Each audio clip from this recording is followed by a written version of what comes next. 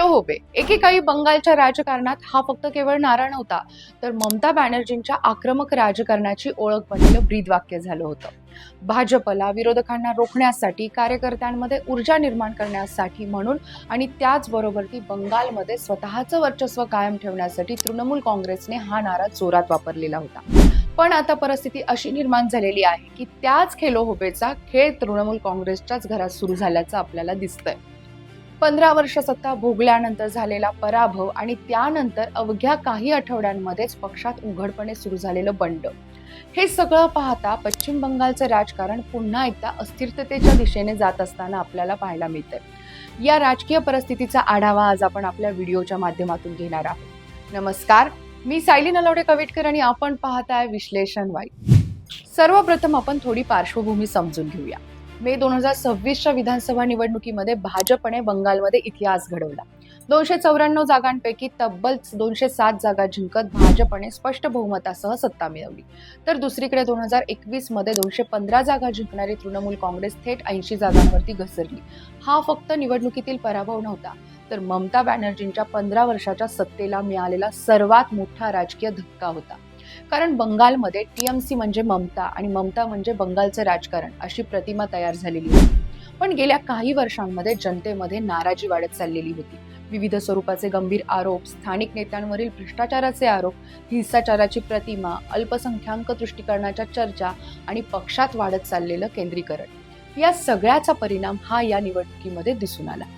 विशेषतः पक्षातील अनेक जुन्या नेत्यांना असं वाटू लागलेलं होतं की तृणमूल काँग्रेस आता ममता बॅनर्जींचा पक्ष राहिलेला नाहीये, तर अभिषेक बॅनर्जींच्या कंट्रोल रूम मधून चालणारी संघटना बनत चाललेली आहे. उमेदवार निवडण्यापासून ते प्रचार रणनीतीपर्यंत अनेक निर्णय हे केंद्रीकृत पद्धतीने घेतले जात असल्याची भावना ही पक्षामध्ये वाढत चाललेली होती. आयपॅकवरचं अति अवलंबित्व, स्थानिक संघटनांची कमकुवत होत गेलेली ताकद आणि त्याचबरोबर ती हिंदू मतांचं वाढत चाललेलं ध्रुवीकरण, या सगळ्यांचा एकत्रित परिणाम म्हणजे टीएमसीचा ऐतिहासिक पराभव. पराभवानंतर ममता बॅनर्जींनी जो जाईल त्याला जाऊ द्या, आम्ही पुन्हा उभे राहू अशी भूमिका घेतली असं पण म्हटलं होतं.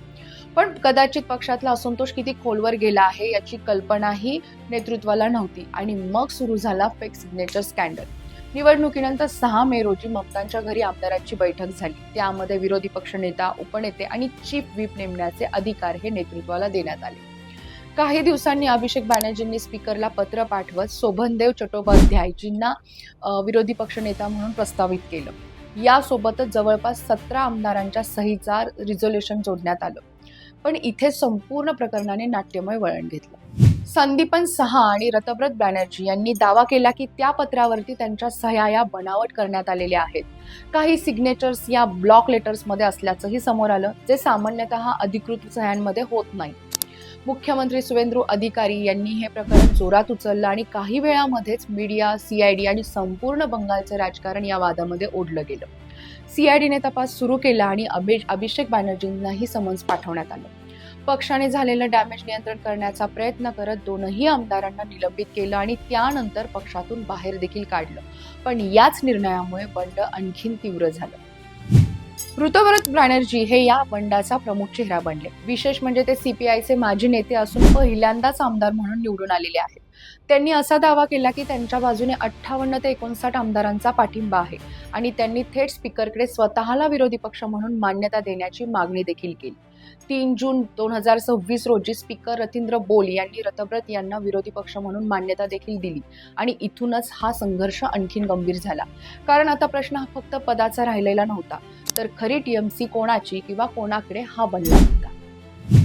विशेष म्हणजे बंडखोर गट हा ममता बॅनर्जींना अजूनही नेता मानतोय, पण त्यांचा विरोध आहे अभिषेक बॅनर्जींच्या केंद्रीकृत नेतृत्वाला. म्हणजेच हा संघर्ष ममता विरुद्ध बंडखोर असा नसून जुने टीएमसी विरुद्ध अभिषेक मॉडेल असा बनत चालल्याचं देखील दिसतंय. गेल्या काही वर्षांमध्ये अभिषेक बॅनर्जींच्या पक्षावरचा प्रभाव प्रचंड वाढत चाललेला आहे. उमेदवार निवड, प्रचार यंत्रणा, आर्थिक निर्णय आणि संघटनात्मक नियंत्रण, या सगळ्यावरती त्यांची पकड ही मजबूत झालेली आहे. पण याचबरोबर ती पक्षामध्ये नेपोटिझमच्या चर्चाही वाढल्या आहेत. अनेक जुन्या नेत्यांना वाटू लागलं आहे की पक्षात फॅमिली कंट्रोल वाढत चाललेला आहे आणि जुन्या कार्यकर्त्यांना बाजूला केलं जात असल्याची भावना देखील निर्माण झाली आहे. या निवडणुकीतील पराभवानंतर नेतृत्वात काही बदल होतील अशी अपेक्षा होती, पण अभिषेक यांचा प्रभाव हा तसाच कायम राहिला. त्यामुळे नाराजी आता उघडपणे समोर येऊ लागली आहे. फिरहाद हकीम यांच्यासारख्या जुन्या नेत्यानं नाराजी व्यक्त केली आहे. काहींनी पदांचे राजीनामे दिलेत, तर काही नेते हे बंडखोर गटामध्ये सक्रिय दिसू लागलेले आहेत.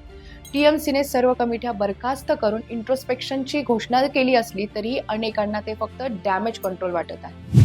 आता या संपूर्ण घडामोडींकडे भाजप कसं पाहतंय हेही महत्वाचं आहे.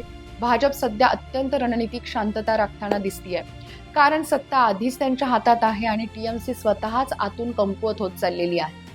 भाजप नेत्यांचं म्हणणं स्पष्ट आहे की आधी जनतेनं टीएमसीला नाकारलं आणि आता त्यांचेच आमदार त्यांना नाकारत आहेत.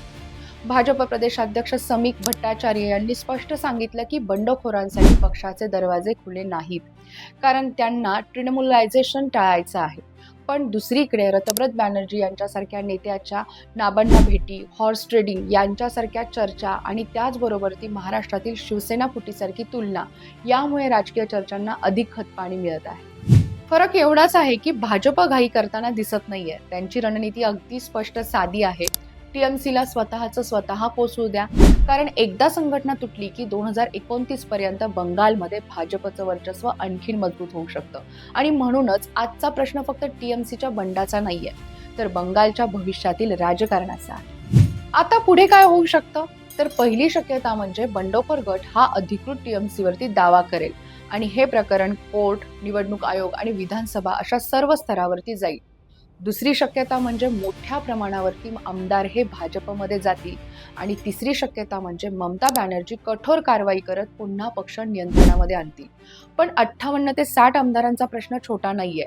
हा फक्त असंतोष नाहीये, तर संघटनात्मक संकटाचा स्पष्ट इशारा आहे. मंडळी, तृणमूल काँग्रेससाठी हा क्षण तर खरं तर डू ऑर डायचा क्षण आहे. एकेकाळी भाजपला रोखण्यासाठी दिलेला खेलो होबेचा नारा आज टीएमसीच्याच घरात घुमताना दिसतोय. हा संघर्ष फक्त सत्तेचा नाहीये, तर बंगालच्या पुढच्या राजकीय नेतृत्वाचा आहे. ममता बॅनर्जी पुन्हा पक्ष एकत्र आणतील का, की बंगालमध्ये नव्या राजकीय समीकरणाची सुरुवात होईल? तुम्हाला काय वाटतं? टीएमसी खरंच फुटेल का? ऋतव्रत बॅनर्जी खऱ्या टीएमसीचे नेते बनतील का? कमेंटमध्ये नक्की सांगा. व्हिडिओ आवडला असेल तर लाईक करा, शेअर करा आणि या चॅनलला सबस्क्राईब करायला विसरू नका. जय हिंद.